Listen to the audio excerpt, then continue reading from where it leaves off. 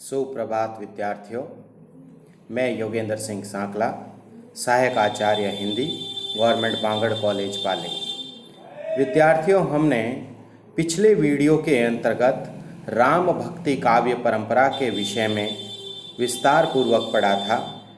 अब हम सगुण भक्ति काव्य धारा के अंतर्गत जो दूसरी उपधारा प्रभावित हुई थी, कृष्ण भक्ति काव्य धारा, आज हम कृष्ण भक्ति काव्य धारा के विषय में उसके प्रारंभिक परिचय और उसके स्वरूप का विस्तार पूर्वक अध्ययन करेंगे। यदि हम देखें कि सगुण भक्ति काव्य धारा के अंतर्गत जो कृष्ण भक्ति काव्य धारा का उद्भव हुआ और उसका जो संपूर्ण जो विकास हमें दिखाई पड़ता है, वह विविध चरणों के अंतर्गत दिखाई देता है। कहीं विद्वानों की और कहीं पौराणिक ग्रंथों की मान्यताओं के आधार पर कृष्ण भक्ति का जो स्वरूप है वह विविध रूपों में हमारे सामने उद्घाटित होता हुआ दिखाई पड़ता है। यदि हम कृष्ण संबंधी प्राचीन आख्यानों के संबंध में यदि हम चर्चा करते हैं कि कृष्ण का जो नाम है या कृष्ण की जो लीलाएं हैं वो हमारे प्राचीन आख्यानों के अंतर्गत कहाँ कहाँ दिखाई देती हैं, तो उसके विस्तृत स्वरूप को हम जब विस्तार से अध्ययन करते हैं तो हमें पता लगता है कि संपूर्ण भारत में धर्म साधना में कृष्ण की कथा का अत्यंत ही महत्व है। भारत की सारी संस्कृति, साहित्य और कला सब पर कृष्ण के व्यक्तित्व का अत्यंत ही गहरा प्रभाव है। कृष्ण का व्यक्तित्व वेदों के समय से ही प्राप्त होता है। ऋग्वेद में सर्वप्रथम कृष्ण का उल्लेख अंगिरस कृष्ण के नाम के ऋषि के रूप में मिलता है। ऋग्वेद में ही कृष्ण नाम का एक असुर का उल्लेख हुआ है, किंतु वैदिक काल में कृष्ण का उल्लेख विष्णु के अवतार के रूप में नहीं मिलता। वेदों के बाद छंदोग्य उपनिषद में कृष्ण का उल्लेख देवकी के पुत्र के रूप में मिलता है। महाभारत में कृष्ण की कहानी विस्तार से हमें दिखाई देती हैं। महाभारत के प्रारंभिक अंश में कृष्ण पांडवों के सखा और कुशल राजनीतिज्ञ के रूप में दिखाई देते हैं, लेकिन इनके अंतिम अंशों में कृष्ण विष्णु के अवतार के रूप में चित्रित हैं। महाभारत के अलावा हरिवंश पुराण, विष्णु पुराण, ब्रह्म पुराण आदि में कृष्ण के गोप जीवन और बाल्यकाल की लीलाओं का विस्तार पूर्वक विवेचन हमें दिखाई देता है। 9वीं शताब्दी में लिखे गए भागवत पुराण में कृष्ण की रास लीला और गोपियों के प्रेम का विस्तृत चित्रण हुआ है। ब्रह्म वैवर्त पुराण में गोपियों के सर्वाधिक महत्वपूर्ण राधा का चित्रण भी है। इस प्रकार प्राचीन साहित्य में कृष्ण के व्यक्तित्व के 3 रूप दिखाई देते हैं। पहला रूप वह एक ऋषि और धर्मोपदेशक के रूप में दिखाई देते हैं। दूसरा राजनीतिक विशारद क्षत्रिय राजा के रूप में दिखाई देते हैं। और तीसरा बाल लीला रास लीला रचाने वाले कृष्ण के रूप में हमें दिखाई देते हैं। कृष्ण भक्ति की इसी परंपरा का जो विकास हुआ है वह हमारे सामने महाभारत काल से दिखाई देता है। महाभारत में अनेक ऐसे स्थल देखे जा सकते हैं जहां कृष्ण के पूजे जाने का उल्लेख है। 4वीं शताब्दी ईसा पूर्व मैग्नथीज की यात्रा के विवरण में मथुरा के आसपास कृष्ण भक्ति का उल्लेख मिलता है। दक्षिण के प्रसिद्ध आलवार भक्तों में से अनेक कृष्ण भक्त थे। इससे यह पता चलता है कि 7वीं 8वीं शताब्दी तक दक्षिण भारत में कृष्ण भक्ति का खूब तेजी से विकास हुआ। 9वीं शताब्दी में कृष्ण भक्ति का प्रचार करने वाला ग्रंथ भागवत भी दक्षिण भारत में लिखा गया है। इस कृष्ण भक्ति परंपरा के अंतर्गत हमारे सामने उस समय के विविध संप्रदाय भी उद्घाटित होते हैं, जिसके अंतर्गत कृष्ण भक्ति के विकास में प्रसिद्ध आचार्यों ने अपनी अलग अलग भावनाएं और अलग अलग संप्रदाय के आधार पर उनकी भक्ति को प्रतिष्ठापित करने का प्रयास किया। जिसके अंतर्गत हम सर्वप्रथम यदि संप्रदाय की बात करें तो हमारे सामने महाप्रभु वल्लभाचार्य का पुष्टि मार्ग संप्रदाय आता है। महाप्रभु वल्लभाचार्य ने दार्शनिक दृष्टि से शुद्धाद्वैतवाद का प्रचार किया। उन्होंने कृष्ण के अनुग्रह को ही पुष्टि का आधार माना। पुष्टि तदनुग्रह अर्थात ईश्वर का अनुग्रह पुष्टि हैं।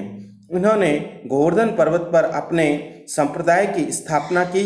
इस संप्रदाय में सूरदास, नंददास जैसे अष्टछाप के महान कवि हुए, जिन्होंने भक्ति काल में कृष्ण भक्ति का अपनी रचनाओं में तीव्र विकास किया। इसी परंपरा के अंतर्गत यदि हम दूसरे संप्रदाय की बात करें तो वह संप्रदाय आता है चैतन्य महाप्रभु का गौड़ीय संप्रदाय।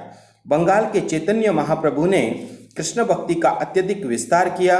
इस संप्रदाय में कृष्ण के साथ राधा की उपासना पर भी विशेष बल दिया जाता है। इस संप्रदाय के रूप गोस्वामी और सनातन गोस्वामी ने भक्ति रसामृत सिंधु ग्रंथ से भक्ति का स्वरूप स्थापित किया है।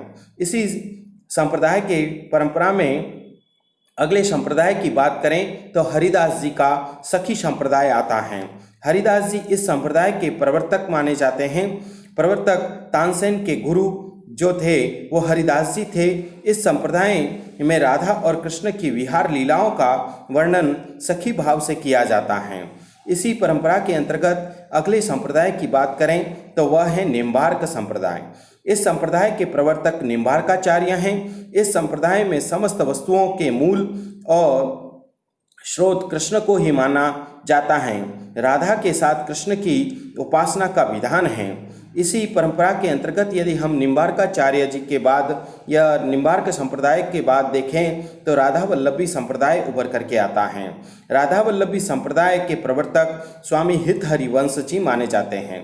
इस संप्रदाय में कृष्ण की अपेक्षा राधा को अधिक महत्व दिया गया है। इस कारण राधा और कृष्ण के श्रृंगारी रूप का निरूपण अधिक रूप से व्यक्त हुआ है। इस प्रकार कृष्ण भक्ति का प्रचार और प्रसार इन अलग अलग संप्रदायों के प्रयासों से बहुत तेजी से हुआ। यही कारण है कि मध्य युग में कृष्ण भक्ति साहित्य अत्यधिक मात्रा में लिखा गया।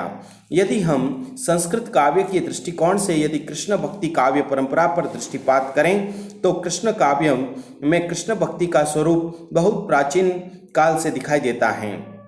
महाराज सातवाहन के समय में पहली शताब्दी में जिन प्राकृत गाथाओं का संग्रह हुआ उनमें कृष्ण संबंधी अनेक लीलाओं का उल्लेख मिलता है। आलवार संतों ने भी कृष्ण भक्ति को प्रचारित किया। 12वीं शताब्दी तक राधा कृष्ण संबंधी अनेक नाटकों और काव्यों का निर्माण हो चुका था, जिनसे पता चलता है कि कृष्ण भक्ति संबंधी भावना का संस्कृत साहित्य में प्रचुर उपयोग किया गया। इसी परंपरा के अंतर्गत यदि हम बात करें तो जयदेव द्वारा रचित गीत गोविंद का भी कृष्ण भक्ति काव्य धारा में बहुत ही महत्वपूर्ण योगदान रहा है। जयदेव का गीत गोविंद कृष्ण भक्ति का सर्वाधिक महत्वपूर्ण ग्रंथ है। इसमें राधा और कृष्ण के श्रृंगारी रूप को संगीतमय पदों में सुंदरता से अभिव्यक्त किया है। गीत गोविंद से ही राधा कृष्ण विषयक माधुर्य भाव का सूत्रपात हुआ है। गीत गोविंद के अनुकरण पर संस्कृत में अनेक कृष्ण गीति काव्यों की रचना हुई। जयदेव के बाद इस परंपरा के महत्वपूर्ण गीतकार चंडीदास हैं। तो इस प्रकार हम देखते हैं कि कृष्ण भक्ति परंपरा अत्यंत ही प्राचीन काल से चली आ रही हैं। आदिकाल के अंतर्गत भी हम कृष्ण भक्ति काव्य परंपरा का वास्तविक स्वरूप हमारे सामने दिखाई देता है। हिंदी में कृष्ण भक्ति काव्य परंपरा का सूत्रपात विद्यापति की पदावली से हुआ है। विद्यापति ने राधा और कृष्ण संबंधी श्रृंगारी रचनाओं को गीत गोविंद की परंपरा में लिखा। विद्यापति पदावली से राधा और कृष्ण के श्रृंगारी भावों को कोमल भावों में गीतों या पदों में लिखे जाने की परंपरा हिंदी में भी शुरू हुई और तब से मध्य युग में कृष्ण भक्ति विषयक अनेक ग्रंथों की रचना हिंदी में हुई। तो हम देखते हैं कि कृष्ण भक्ति काव्य परंपरा की जो परंपरागत जो स्वरूप था वह अत्यंत ही प्राचीन काल से चला आ रहा था और जिसका वास्तविक स्वरूप हमारे सामने भक्ति काल के अंतर्गत जो अष्टछाप के कवि थे उन अष्टछाप के कवियों का महत्वपूर्ण योगदान रहा और उन अष्टछाप कवियों ने कृष्ण भक्ति परंपरा को एक सर्वोच्च स्थान प्रदान करवाया। कृष्ण भक्ति की धारा को अत्यंत विस्तार देने का महत्वपूर्ण जो कार्य है वो वल्लभाचार्य के पुष्टि मार्ग में दीक्षित अष्टछाप के कवियों ने किया। अष्टछाप के इन कवियों में सूरदास सर्वाधिक महत्वपूर्ण कवि माने जाते हैं। अंधे होते हुए भी सूरदास ने कृष्ण की लीलाओं और रास लीलाओं का ऐसा सुंदर चित्रण प्रस्तुत किया कि दूसरा कोई भी उनकी बराबरी नहीं कर सका। इनका सूरसागर हिंदी की महानतम कृतियों में से एक कृति मानी गई है। सूर के अलावा नंददास का साहित्य भी साहित्यिक दृष्टि से अत्यंत ही महत्वपूर्ण है। कुंभन दास, परमानंद दास, कृष्णदास, चतुर्भुज दास, छीत स्वामी, गोविंद स्वामी आदि अष्टछाप के अन्य कवियों ने भी कृष्ण भक्ति परंपरा को एक शीर्ष स्थान प्रदान करने का कार्य किया। तो आज हमने विद्यार्थियों कृष्ण भक्ति काव्य धारा के प्रारंभिक स्वरूप से लेकर के वर्तमान भक्ति काल की परंपरा तक जो कृष्ण भक्ति काव्य धारा विकसित हुई उसका हमने विस्तार पूर्वक अध्ययन किया। अब हम अगले वीडियो के अंतर्गत इसी कृष्ण भक्ति काव्य परंपरा के विस्तार स्वरूप और उनकी विशेषताओं के विषय में अध्ययन करेंगे। धन्यवाद।